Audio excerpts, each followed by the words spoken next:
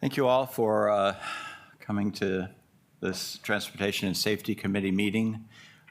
We are continuing with our discussion of what to do about wildlife, and we had a good discussion last meeting, and there was a desire to have some experts show up and give us the benefit of their wisdom, and then also have a possibility for asking questions. So what we're going to do with tonight's meeting is, if you take a look at the agenda, there are copies right by the door. I must point out that when I put this together, I made a mistake.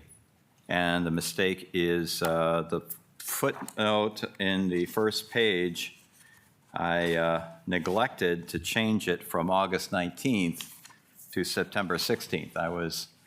I got 2 out of 3, but I didn't get that one, so I apologize for not catching that before really late last night.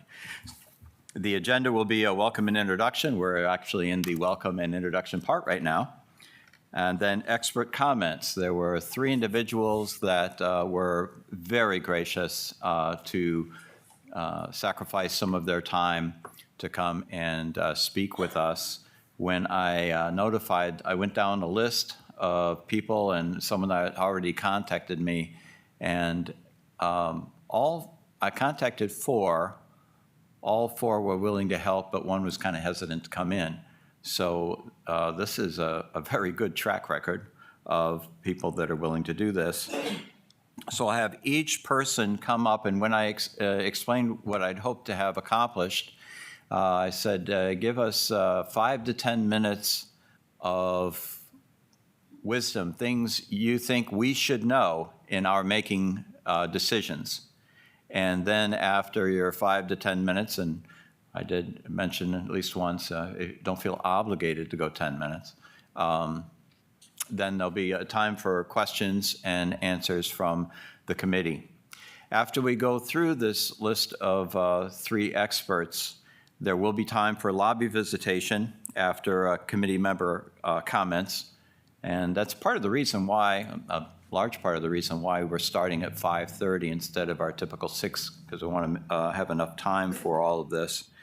After the committee has had the benefit of the 3 experts as well as more public input, we're going to try and come up with some sort of recommendation.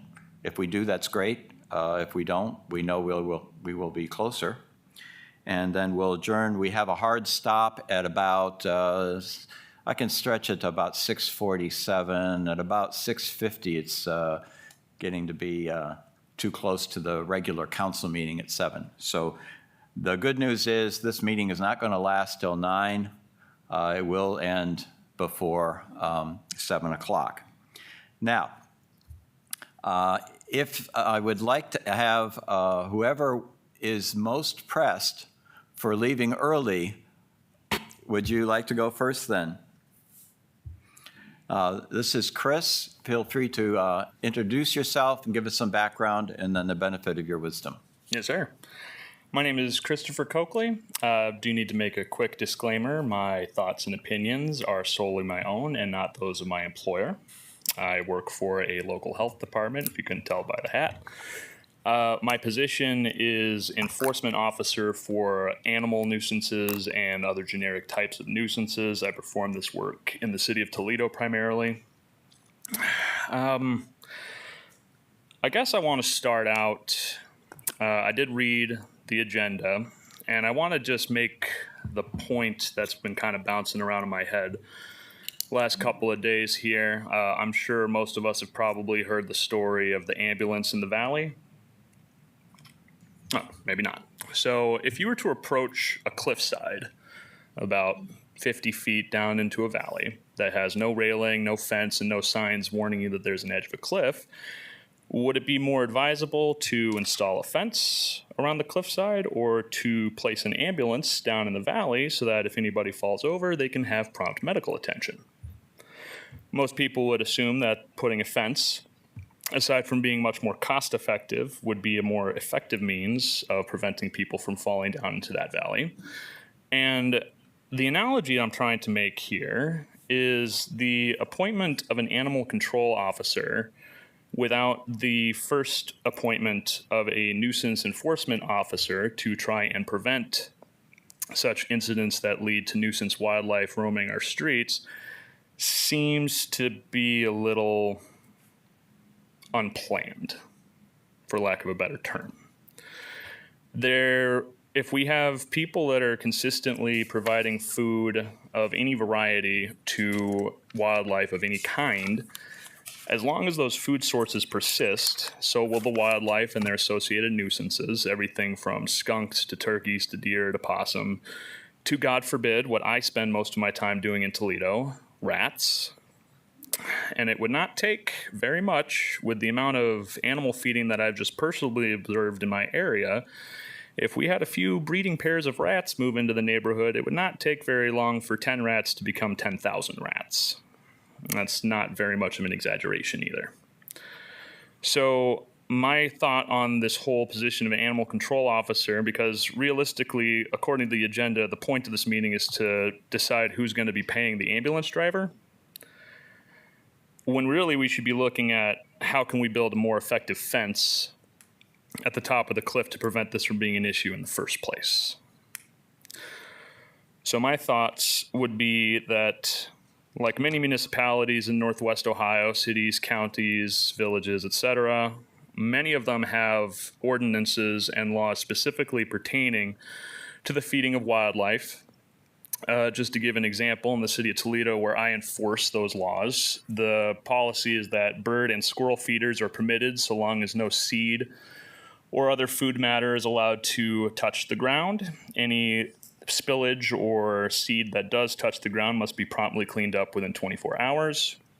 The feeding of cats, the feeding of any other animals on the ground is declared as a public nuisance, and in the city of Toledo, that constitutes a first-degree misdemeanor criminal offense punishable by 6 months incarceration and up to $1,000 fine, or both. Now, while I'm not saying that we should be running around locking up the little old ladies that have got a bowl of cat food on their front porch, I'm certainly not suggesting that. I do think that it's a little silly to spend all this money for an animal control officer, or for the fact of the matter, a dozen animal control officers, to try to combat this issue after the fact, rather than try to prevent this animal attraction from occurring in the first place. I'm happy to take questions now. Thank you, Chris. Gentlemen? If you could tell me a little bit about the difference between a nuisance control officer and an animal control officer. So the difference would be that an animal control officer would be responsible for the trapping, management, and relocation and or euthanization of nuisance animals. So, for example, if you were to call an animal control officer, as such a position does exist in a lot of municipalities out here, you would call the animal control officer and say that your backyard has a skunk issue, as many people in BG I'm sure can sympathize with. If you call them and say that you have a skunk issue, then they would come to your property for a feed. They would deploy live traps with bait, check on them every 24 hours as outlined by the ODNR. And then when those animals are caught, they would be either euthanized on site or removed and relocated, depending on what type of animal it is. An enforcement officer, their job would be to receive reports of people performing extravagant acts of wildlife feeding or failure to clean up dog feces, for example, as an attractive source for many different kinds of nuisance animals. Essentially, their job would be to receive the reports for people that are causing animal attraction into city limits, and then write letters of violation notices and ultimately criminal enforcement should those letters not be heeded. So essentially the rough equivalent of a codes enforcement officer, but specifically for public nuisances. Great, thank you. Jeff? So you mentioned receiving reports, so your enforcement tends to be reactive then. Are you patrolling neighborhoods looking for instances of this kind of conduct, or Typically responding not. to citizen complaints?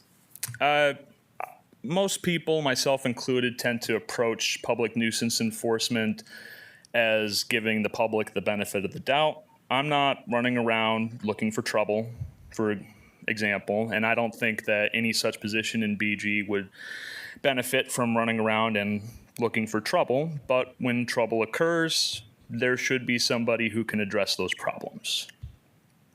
So yes, to answer your question, that should be a reactive position. I think the idea of spending taxpayer money to pay somebody to drive up and down the street looking for peanut shells in people's front yards is a little silly. I suspect my constituents would agree. So you'd mentioned a guardrail, or I really like the analogy, the guardrail or the ambulance could be an inclusive or, in that it could be guardrail and ambulance. That would be preferable, Okay, but certainly the guardrail before the ambulance.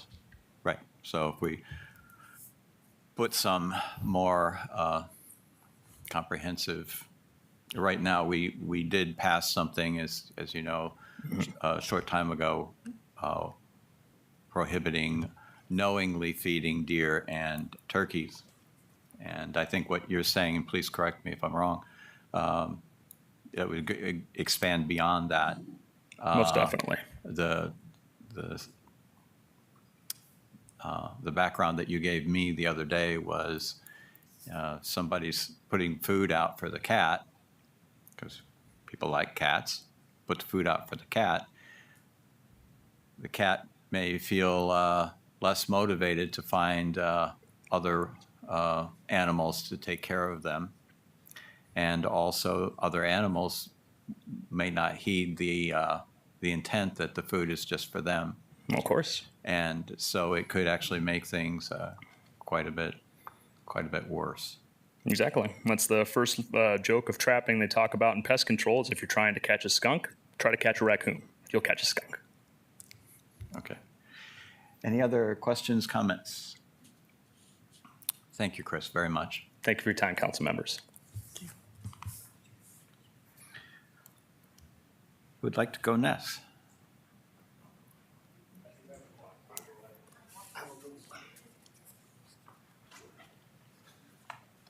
Hello, my name is Jason Dunn. I'm a wildlife nuisance control operator here in town. Chris did a very excellent job explaining what I believe is a good direction.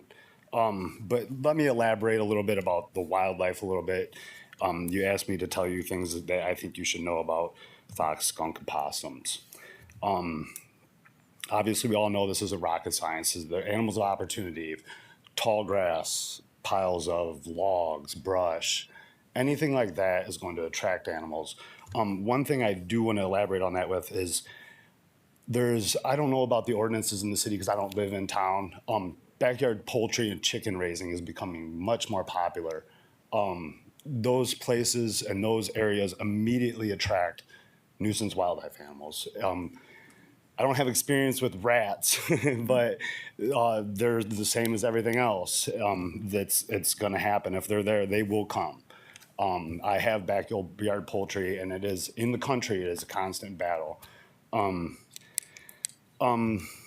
One other thing I just want to elaborate that I think you should know, between the animals you asked me about, only one animal has litters twice a year, and that would be possums. They will reproduce more than most animals, and they are probably the less shy of most of the animals you asked me about. Skunks, one thing I thought you guys should know, because we have a skunk issue. I saw one dead over by the mall yesterday. They roam a lot more than people realize. I got a call last week of a gentleman, he was complaining about a skunk nest. The skunks don't make nests. Generally, they'll have multiple denning locations and use them throughout a period of time. Raccoons also do this too, but not nearly as much as skunks. They'll be a little bit farther spread out. So if you see one near the golf course, he might show up a half a mile to a mile away the next day, depending on where the food, the water, which is a big problem right now. There's very little water. They will travel for it. They had their animals back to the beginning. They're animals of opportunity. Decks that are uncovered at the bottom, or not enclosed in the bottom, anything that doesn't exclude these animals from going into them, they will, especially with water right now. They're going to be looking under decks, dew, places where dew collects. You're going to find animals like that. But the big point, and Chris elaborated very well on this. That's an excellent person to have elaborate on, much better than me. The real issue in the heart of the problem is the interaction between people and animals, wildlife. As we continue to spread out, get chickens, do things like that. The animals are continuously having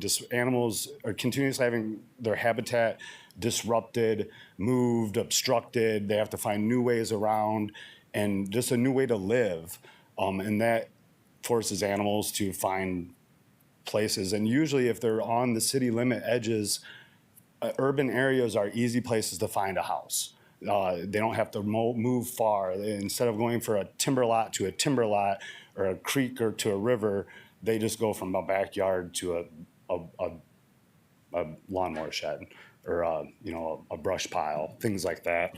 And even the simplest things like I see a lot of this in the city right now for a number of years is the dredging of the ditches. I agree with it, and I really disagree with it. They're doing the Poe Road ditch right now, and that's fine because there's not a lot of communities around there besides the college right there. But there's no flooding issue there. And there's flooding issues. Yes, I believe we should but just in general, foxes live on ditch beds, in den holes, old abandoned groundhog holes, anything they can find, rock piles by culverts, things like that. And when we start removing that stuff, that vegetation, all that good stuff in their habitat, which creates food for them, it might be a tiny tadpole, that's food. They have to leave. So they find the closest place where they can go. I think like Chris elaborated great, and don't let me speak for him. He did a much better job than me, but there may be some other opportunity there for us to, or you guys to set rules or laws in places. And I'm, like he said, I'm not about going around and writing tickets to all these people, but just to monitor that a little bit more. So that way when residents do complain about those, there's somebody maybe there to help address those issues and let people know, hey, we really shouldn't be doing this. Maybe just bring the cat food in at night if you can, or try to keep, if you got the dogs in kennels outside, and make sure there's no way animals can get under the fences. Things, simple things like that can go really a long way for keeping wildlife away. Because if they can't find the food, they got to go somewhere else. If you guys have any questions, I'd be happy to take them. Yeah. Nope. Great. That was very helpful. Thank you. You're welcome. Thank you. Thank you, Justin. Or Jason, I'm sorry, Jason. Speaking of Justin.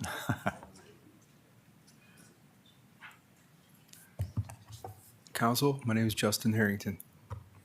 As far as my feedback for your situation, I'm gonna say what I'm aware of your situation. Sounds like a lot of it could be addressed through educational aspects. I know you guys already have a good amount of educational information on your website, so that's good.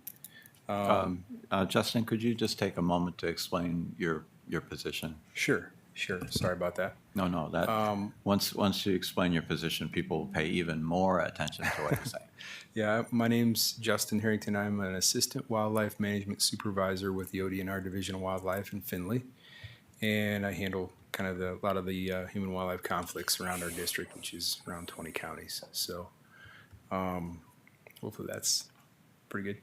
As far as a lot of the points that have been made have been very well made. I think both these guys are very accurate on their suggestions when it comes to feeding of wildlife. maybe a feeding ordinance that could be broadened to a wider array of species. That could be a possibility for the future here for Bowling Green. As far as your education, you guys are doing a good job making steps toward good education for your residents, especially on the internet.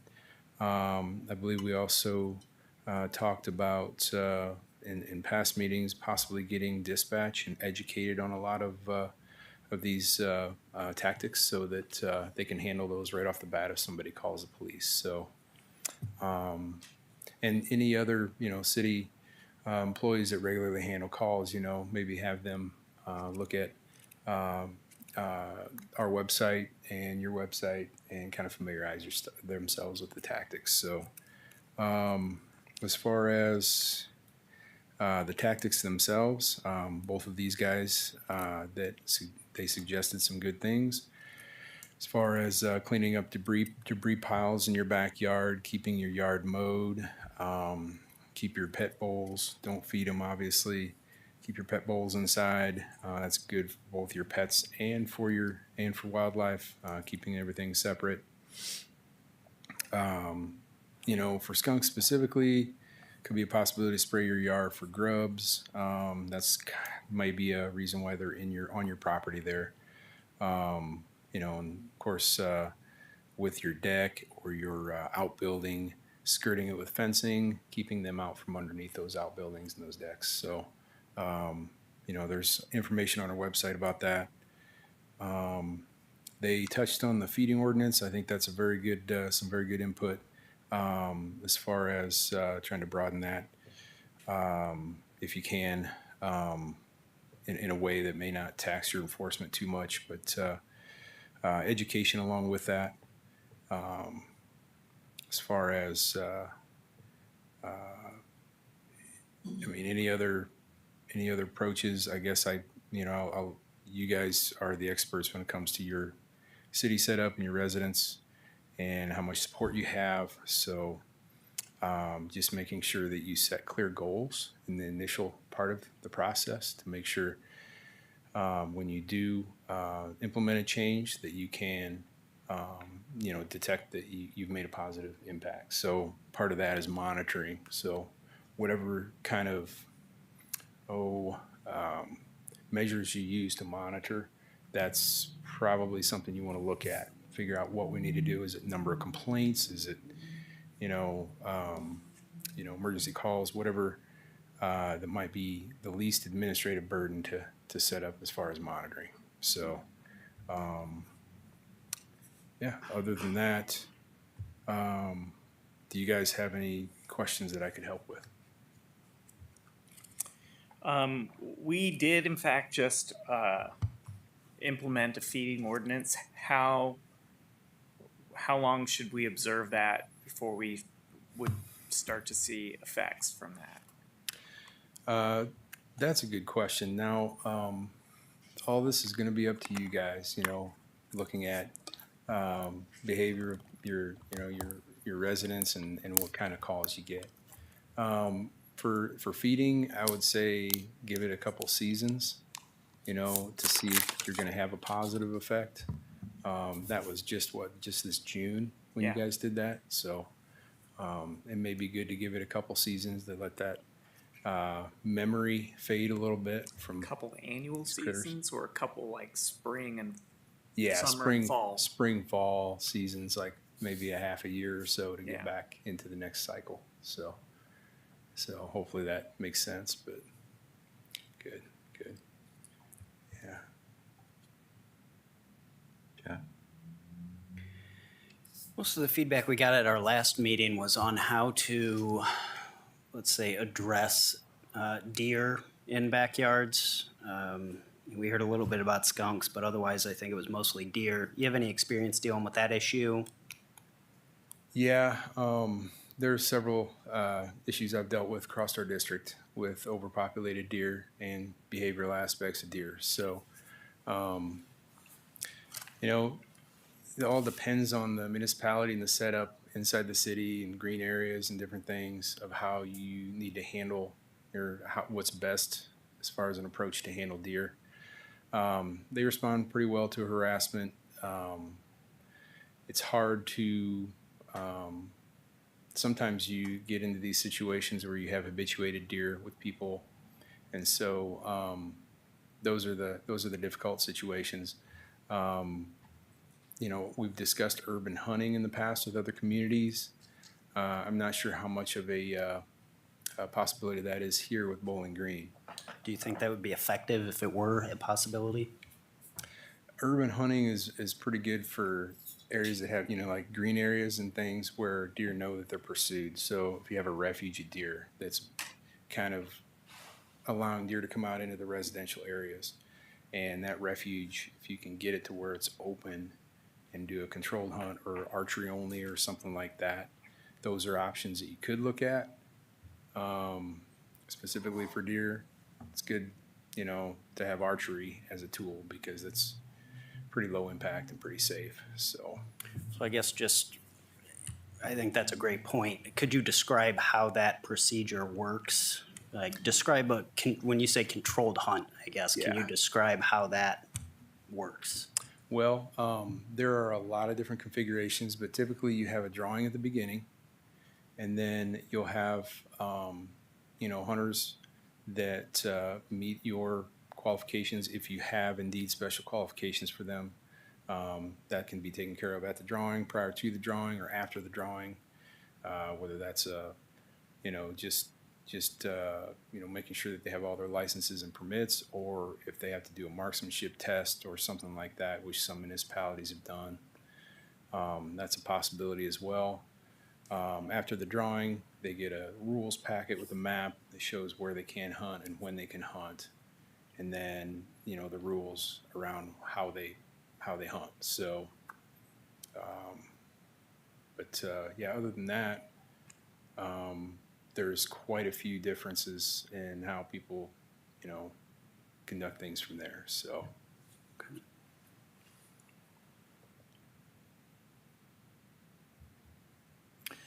What do you think is the probability that we would have a persistent skunk problem?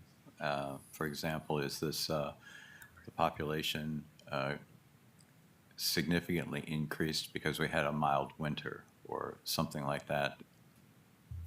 Yeah, that's what I'm thinking is, I don't know if I mentioned that to you earlier or not, but the mild winter, these animals, they don't hibernate. So in a lot of cases, they don't hibernate. They overwinter here, but they're still active. So that mild winter, it's easier for them to reproduce with a lot more young, and you get a couple of those, and you end up getting a cycle in the population that brings them up, and that'll eventually come back down at some point. So that's kind of what I'm thinking could be going on here with this situation.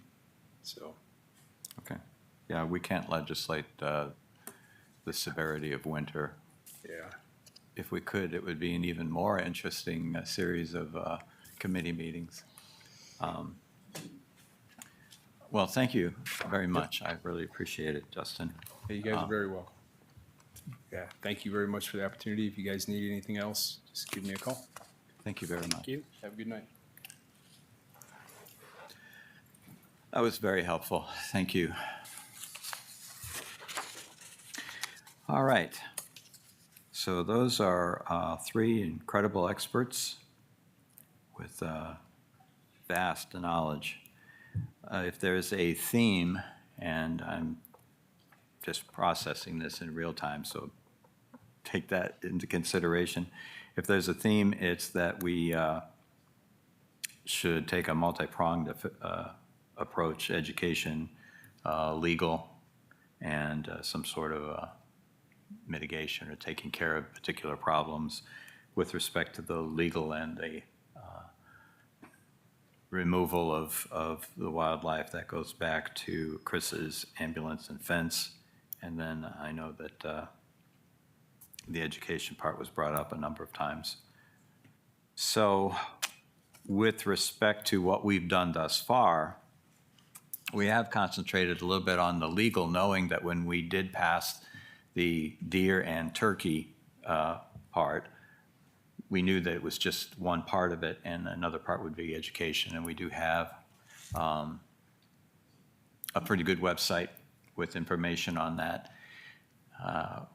We could give some thought to how to get the word out more. I think that when we talked about this topic several months ago, we started off by saying, well, you ought not feed wild animals, and we managed to, because of the citizen feedback, narrow it down to deer and turkey. But it sounds from what we've heard tonight that perhaps we would need to widen it again. I myself, with the approach here, was concentrating more on how to get rid of wild animals as opposed to have them not be here in the first place. And that's the rationale for having the attached structure. And at this point, I'm certainly interested to know what fellow committee members think as far as what to do going forward.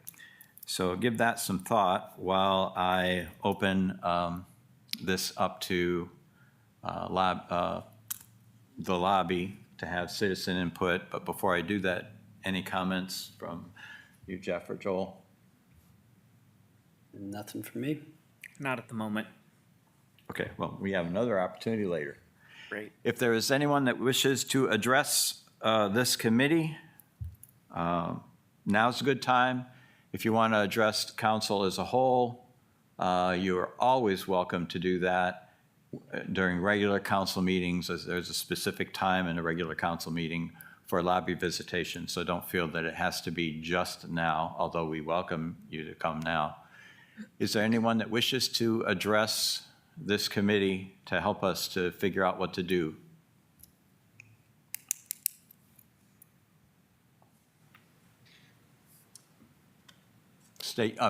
Please state your name and your address.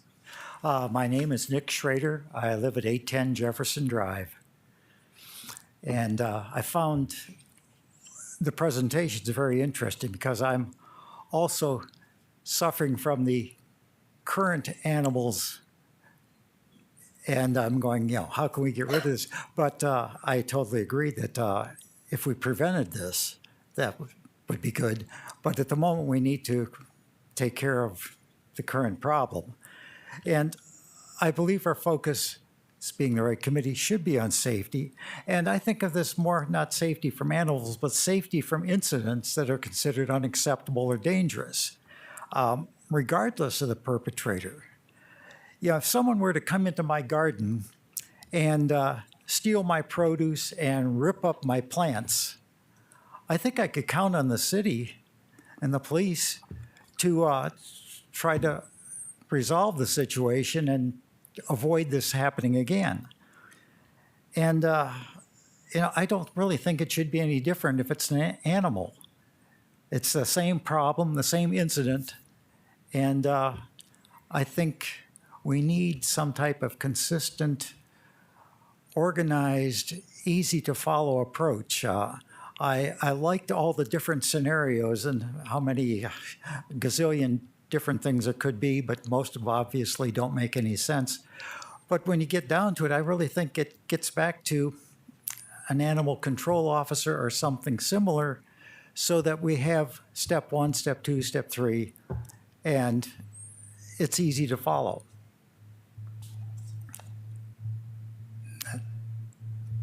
That's it. Thank you. Thank you. Thank you, Nick. Thank you.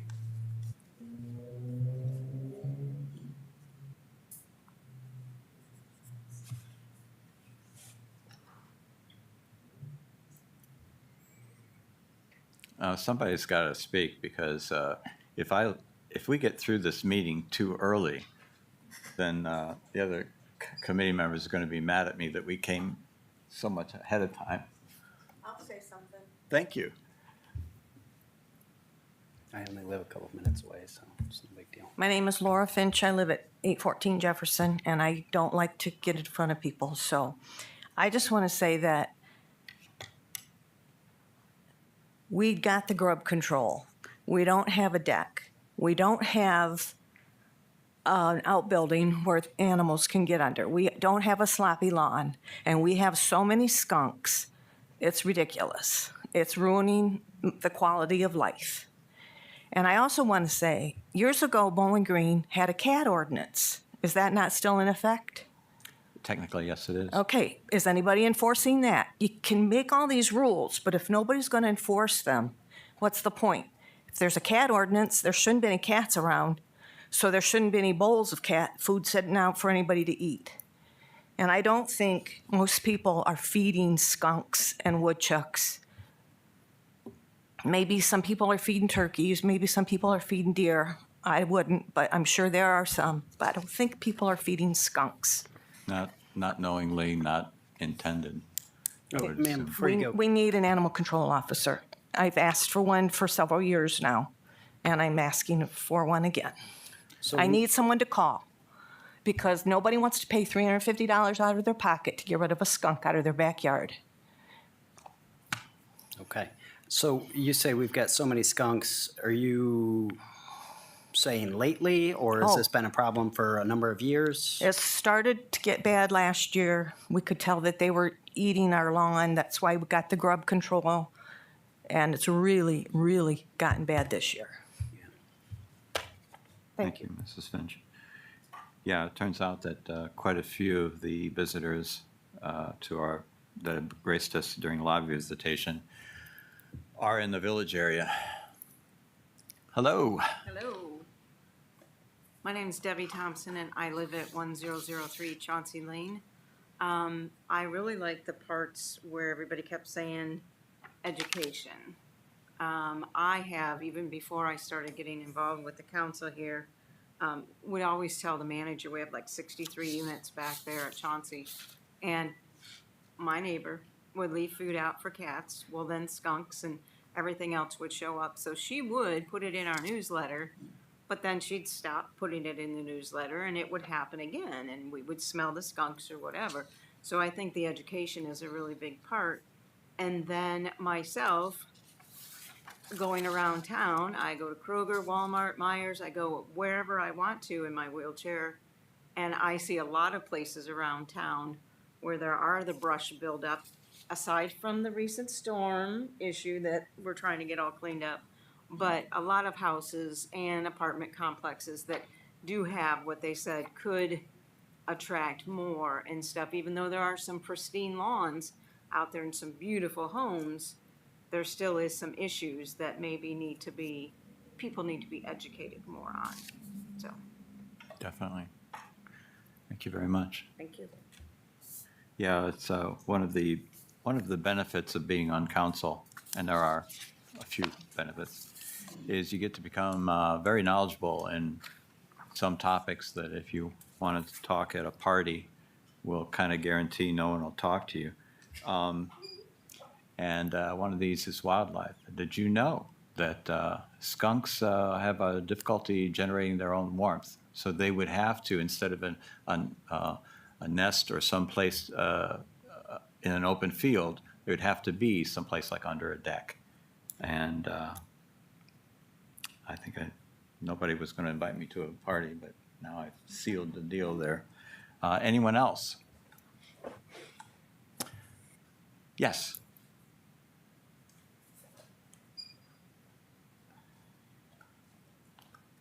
I'm older than most of you. My name's Rose Drain. And I thought I would bring up the subject of rats because this is a little bit of a history lesson. Before there was a sophisticated sewer system on the east side, probably the neighborhood that runs between Clough and Napoleon Road.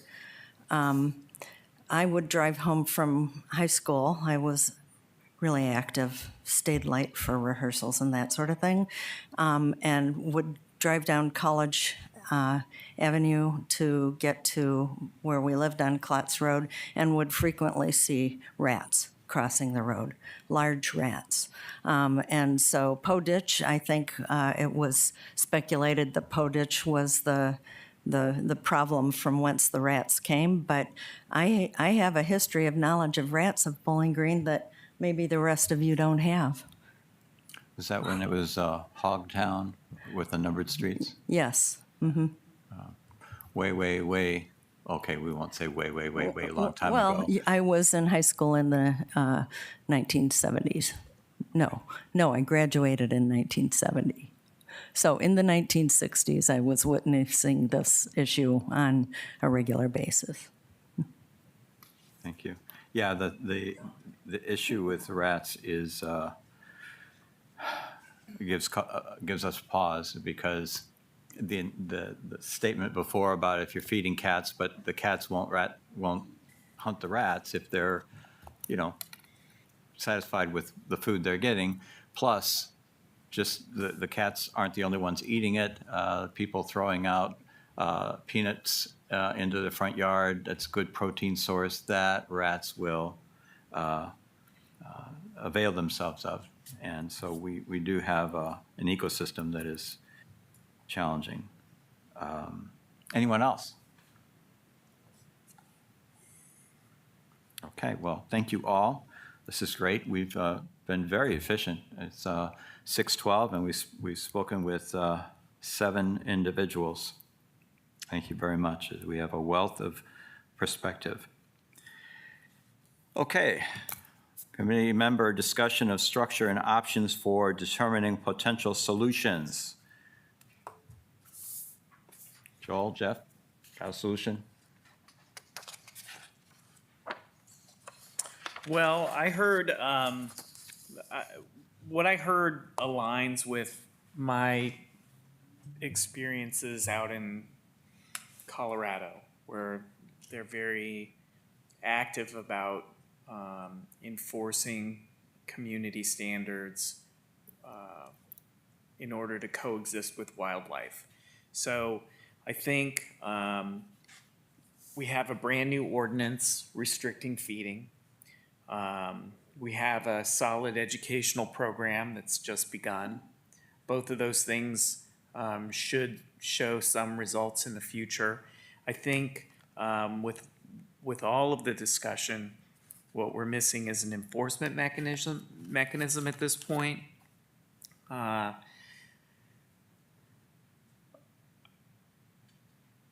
Perhaps we should identify where these complaints should go to.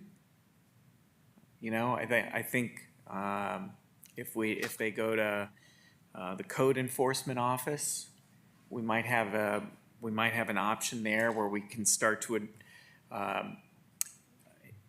enforce the new regulations. That certainly could be a step that we take before creating a position for animal control.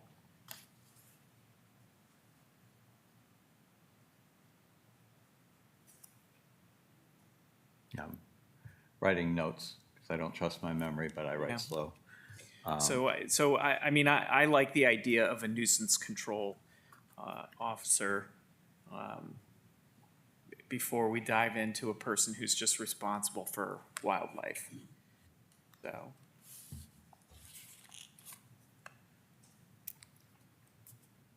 And what I did hear was that even if we had an animal control officer, they charge a fee for the removal of animals up in Toledo. So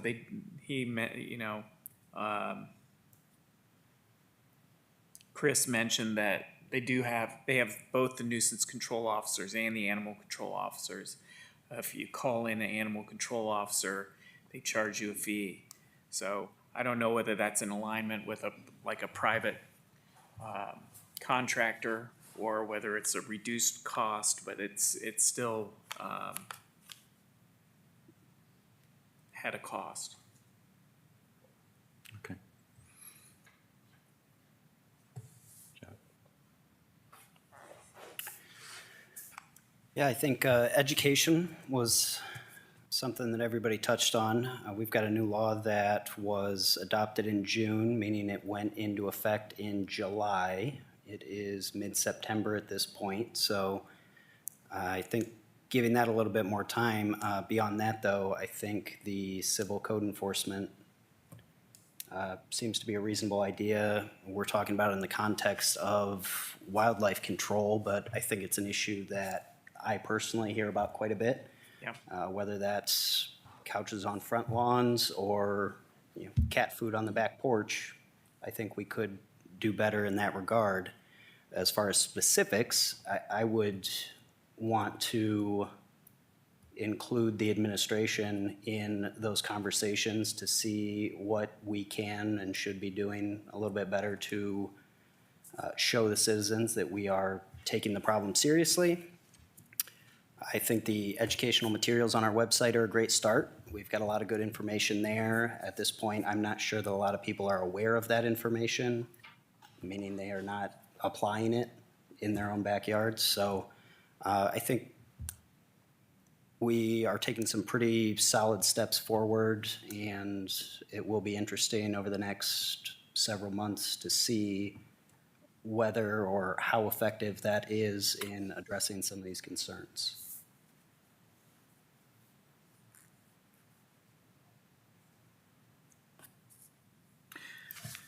Well, as has been pointed out by all of us, there's that three-pronged approach. Both Joel and Jeff, you've mentioned the education and the recent law that we passed with respect to knowingly feeding deer and turkey. Are you gentlemen of the opinion that we give those first two prongs a bit more time before we tackle the idea of somehow putting something together that gives some assistance to the citizens on taking care of issues that they have?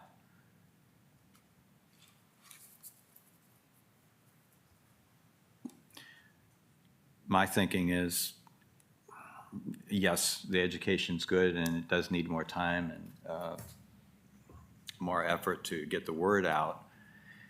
We do know from the discussions that we listen to that there are some people that they're not really that swayed with the strong arguments that were given that feeding the wildlife is a problem. It hurts the community as well as the animals. And there were some people that were pretty headstrong on continuing to do that. So that, of course, will be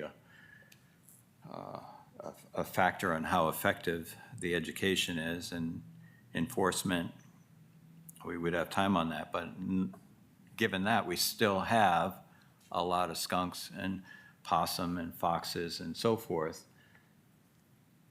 Do we want to just keep the status quo where somebody contracts with an animal control person, or do we want to have the city be involved in one capacity or another to assist the citizens with this this problem that is a safety issue and is one that does go beyond just a residence or two? The mentioning earlier about how skunks can travel quite a distance, that would mean that if there was a problem property, it wouldn't necessarily mean the skunks would stay there. Well, I think an intermediate step would be making sure that we have the capacity to enforce the ordinance that we just passed, right? So the development of either a nuisance control officer or assigning the complaints to the code enforcement officer to ensure that these laws are in effect instead of just on the books, I think would be like part of the third prong. And in our last meeting, I recall discussions about some localities have contracts with private contractors. So I think the creation of an animal control position is a big step. And I think in the meantime, it might be good to have at least some, city certified contractors who are able to address some of the immediate issues while we're working through the issues of while we're working through the feasibility of an animal control officer or a nuisance control officer or increasing code enforcement in the city in general. So I think there's a lot of discussion to be had about the best course. But I think there's some things that we could do in the meantime that would offer people in the community some options. Well, as it is now, if they go on the city website, it does have a link to a listing of people that you can contact. They have it listed by county. And that's in fact the part of how I was able to get Jason, is his name is on there, and there were a few other people. So there is a list, and I'm not sure, I haven't tried it myself, but if the non-emergency police number were called, I think they refer to that list. I'm not exactly sure of the mechanics of how they do it. So we do have that where we can get information to the resident on, places they can go to. Great. But the end result is what we have seen. Right. And that is we have people that are spending quite a bit of money for a problem that they didn't necessarily start. It just happens to be part of what we're dealing with in this city. And at some point it was determined, since we had an animal control officer, it was determined at some point that would be a good service to the residents. So we're kind of revisiting that and other options right now, because it seems to have gotten worse. So we had a list of questions. We did determine that it's a problem at the previous meeting, and on the August 19th meeting, we did determine that it was an issue for the city to address. And of course, we've been talking about ways the city can be involved. So in terms of the 81 or so different possibilities, are there any of these that, well, first, is the committee willing to pursue trying to determine which of those 81 or so possibilities should be pursued at this time? If the answer is no, we wanted the status quo to stay for now, then of course that's one of the 81 possibilities where the resident initiates, arranges, funds, and the contractor provides. Or is there some other combination that this committee would like to discuss? The animal control officer, of course, is another one of those 81 where the resident and or the city, probably just the resident, initiates, the city arranges and funds, and the city provides. That would be if we had the animal control officer. And there's a number of combinations available. So Jeff, what would you want done at this point by this committee? Well, I think we need to give the education component time to work. I mean, like I said earlier, I think we also should be, well, I think we have just started educating residents on ways that this problem can be addressed. I think we heard from one of the experts that was brought in today that That process should be given several seasons to work. So far, it's been about 60 days. So my response would be that we should circle back up, and if we feel or if we are hearing that it's still an issue, we can consider some possible solutions at that time.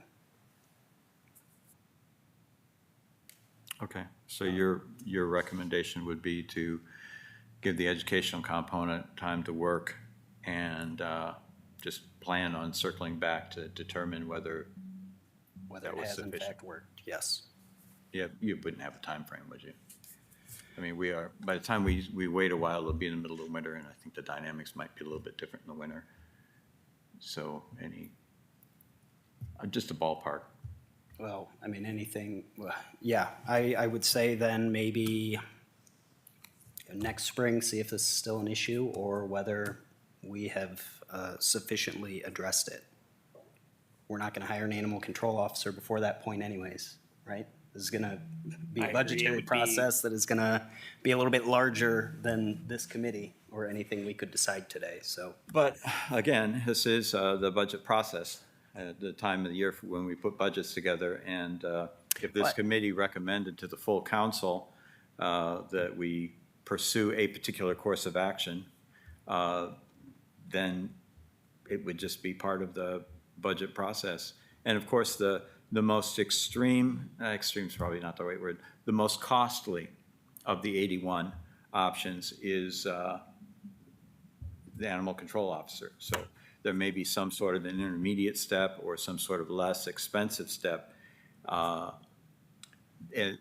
instead of the animal control officer. But I think what you're saying is before we take any other step, give the education component more time.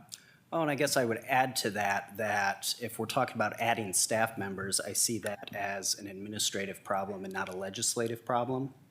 I think we have passed the legislation, we have the nuisance ordinances in place.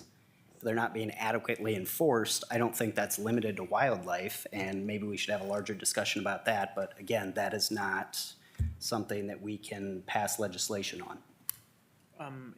If I could comment, I would agree with that. So I think with each of the experts that we had, it was about the effectiveness of the implementation, right? So we passed an ordinance.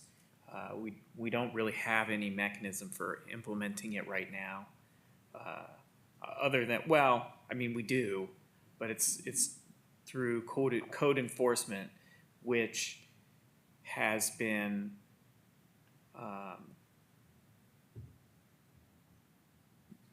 without a doubt, they're increasing the level of enforcement recently, like over the past year.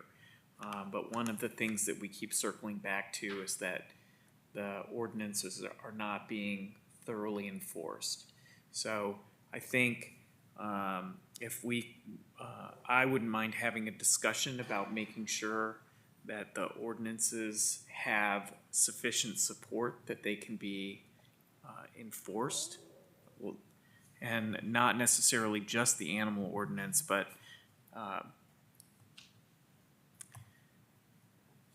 the recent zoning ordinances, the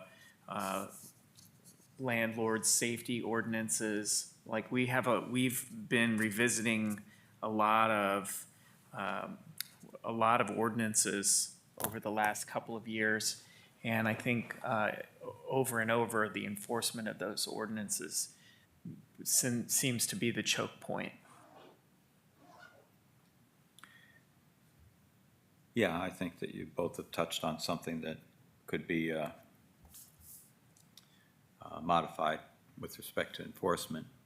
My concern is that the law that we passed was knowingly feeding deer and turkey. And even if we had complete compliance with that, I think we still would have a problem with skunks, possums, foxes, and raccoons. Well, apologize if I'm interrupting you, but that's not really the case. We also just passed an entire chapter on civil code enforcement that addresses things like, I think the Garbage. term was rubbish, Rubbish. Okay. noxious weeds. I think we are placing an increased emphasis on all of these things. Now, granted, that was just earlier this year, but I think it might still be a little bit too soon to determine whether we need additional legislation on top of all of the things that we are in the process of implementing right now. Okay, so when you fold in that, it makes more sense. And you don't have to apologize for interrupting. If I pause, it's my own fault. Okay. Yeah, I would agree. I mean, we have, there's landscaping, the facade maintenance legislation has landscaping issues, it has building maintenance issues, it has rubbish disposal issues. So those are, without directly referencing animals, well, it actually does. It talks about limiting nuisance animals. Breeding ground for vermin and vermin and yeah. So I mean, we have been coming at this issue from a couple of directions for the past year. I think we should make sure that we're implementing the ordinances that we've passed and give them a bit of time to play out. So we're basically suggesting a pivot to making sure that in this budget process, that we encourage the administration to budget sufficient resources to implement these additional ordinances. That's a yes. yes, I would- that would I be would my agree. that would be my preferred approach. I think we have placed an emphasis on that in multiple ways. Housing and neighborhood issues, for example, was one of on a very short list of strategic goals that we just identified earlier, or I guess early last week, which I think also touches on this issue. So, See? Well, I have the ability to count to 3. And I see that any effort on my part to see if we could come up with some sort of a hybrid approach where we somehow assist, however it's structured, we somehow assist the resident in having the part of the expense. And there are certainly scenarios where all sorts of different ways we could do that. Sounds like that is, in the eyes of you two, maybe premature. Am I reading that correctly? that is correct. My preference would be to try to intervene earlier in the process than when we are paying somebody to come out and set traps in people's backyards. Not, in other words, get to the point where that's not needed. Yes. Yeah, I'm not precluding that as an option, but I think that it is too early for that option right now. I think that we have, we've just begun this process. So I think that we should explore earlier steps in the game and see how they play out. Okay. So it sounds like it's the will of the majority of this committee. If we are to give a recommendation to council, it would be to allow what's in place to play out and get more of a track record to see if there's any improvement, and then reassess later, maybe in the spring. I heard that we should encourage the administration to expand code enforcement. Greater emphasis on civil enforcement. I would certainly agree with that. I'm sure they're watching this meeting, and I think the folks that we have heard speak at the meeting, I know that they have been listening there as well. So hopefully that is the takeaway they're leaving with as well. Okay, so what I've written down here is, as soon as I write the third point down before I forget it,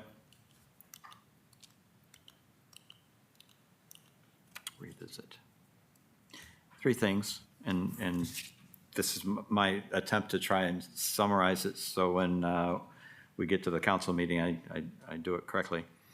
Greater emphasis on code enforcement, give the existing, lack of a word, structure, give existing something a chance to work, and revisit later. What's the word I want there? Process, thank you. Does that sound like what y'all are saying? Yes. Cool. Then that is what I will report out as our recommendation. Anything else for the good of the order? Nothing from me. 9 minutes to spare. Yeah, Joel, you can stretch it now. I'm gonna do that. I guess it's up to me. You know I can do it. Then I declare this meeting adjourned.